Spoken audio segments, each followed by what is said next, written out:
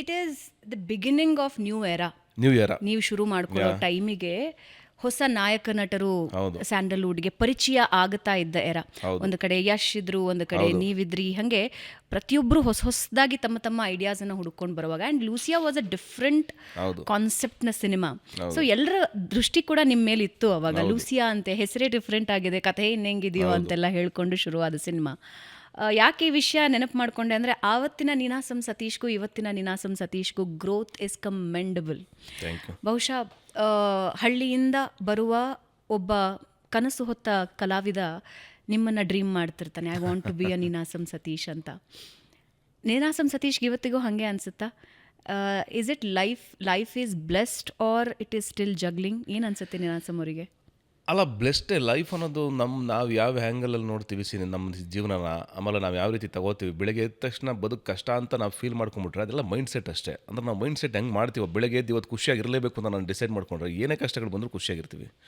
ಇಲ್ಲ ಇವತ್ತು ಪೂರ್ತಿ ಯಪ್ಪ ಯಾಕರು ನನಗೆ ಈ ಲೈಫು ಅಂತ ಯೋಚನೆ ಮಾಡಿಬಿಟ್ರೆ 100% ಬದುಕೋದಕ್ಕೆ ನಿಮಗೆ ನೂರಾರು ದಾರಿಗಳಿದೆ. ನಾಟ್ ಓನ್ಲಿ ಹಣದಿಂದನೇ ಬದುಕಬೇಕು, ಸಕ್ಸಸ್ಸಿಂದನೇ ಬದುಕಬೇಕು, ಅಥವಾ ಒಬ್ಬ ವ್ಯಕ್ತಿ ಹುಟ್ಟೋರೆಲ್ಲರೂ ಸಾಧನೆ ಮಾಡಲೇಬೇಕು ಅಂತಿಲ್ಲ ಬದುಕೋದಕ್ಕೆ. ಆಮೇಲೆ ಸಾಧನೆ ಮಾಡಲೇಬೇಕು ಅಂತ ಯಾವ ಬದುಕು ಹುಟ್ಟಿಲ್ಲ. ಸಾಧನೆಗೋಸ್ಕರ ಅಲ್ಲ, ಬದುಕಿಗೋಸ್ಕರ ಬದುಕಷ್ಟೇ. ಸಾಧನೆ ಹೌದು, ನಾವು ಕೆಲಸ ಮಾಡಬೇಕು, ಮನುಷ್ಯ ಕೆಲಸ ಮಾಡ್ತಾಯಿದ್ರೇ ಮುಂದಕ್ಕೆ ಹೋಗೋದು, ಕೆಲಸ ಮಾಡಬೇಕಷ್ಟೇ ನಾವು. ಇದನ್ನು ನಾನು ನಂಬಿರೋದು. ನಾಳೆ ಈ ಪಟ್ಟ ಇರುತ್ತೋ ಇರಲ್ವೋ ಅದೆಲ್ಲ ಬೇರೆ ವಿಷಯ. ನಾನು ಪಟ್ಟ ಕಿರೀಟ ಇದು ಯಾವುದನ್ನು ನಂಬ್ದನಲ್ಲ, ನಾನೊಬ್ಬ ಸ್ಟಾರು ಆ್ಯಕ್ಟ್ರು ಇದು ಯಾವುದನ್ನು ನಂಬ್ದನಲ್ಲ. ನಾನೊಬ್ಬ ಮನುಷ್ಯ ಹೆಂಗಿರಬೇಕು, ನಿಜವಾಗ್ಲೂ ನನ್ನ ಆತ್ಮಕ್ಕೆ ತೃಪ್ತಿ ಇರೋ ಥರ ಬದುಕ್ತಾ ಇದ್ದೀನ, ಅದನ್ನಷ್ಟೇ ನಂಬೋದು ನಾನು. ಹಾಗಾಗಿ ನನಗೆ ಅದಕ್ಕೆ ನನಗೇನಂದ್ರೆ ಸಮ್ಟೈಮ್ಸ್ ನಾನು ಟ್ಯಾಕ್ಸಿಲಿ ಹೋಗ್ತೀನಿ, ನನ್ನ ಪಾಡಿಗೆ ನಾನು ಹೋಗ್ತೀನಿ, ಯಾರೂ ಇಲ್ಲ ಅಂದರೂ ಬರ್ತೀನಿ, ನಾನು ಒಬ್ಬನೇ ಓಡಾಡ್ತೀನಿ. ನನಗೆ ಯಾವುದು ಮ್ಯಾಟ್ರ್ ಆಗಲ್ಲ. ಮುಂಚೆ ಇತ್ತು ನನ್ನ ತಲೆ ಓಡನ್ನು, ನಾನು ಒಪ್ಕೋತೀನಿ, ಇಲ್ಲ ಅಂತ ಹೇಳಲ್ಲ. ಲೂಸಿಯಾ ಟೈಮಲ್ಲಿ, ಲೂಸಿಯಾ ಆದಮೇಲೆ ಆ ಸಕ್ಸಸ್ಗಳು ಬ್ಯಾಕ್ ಟು ಬ್ಯಾಕ್ ಬರ್ತಾ ನನಗಿತ್ತು, ನಾನೊಬ್ಬ ಹೀರೋ, ನಾನು ಹಿಂಗಿರಬೇಕು ಅಂತ.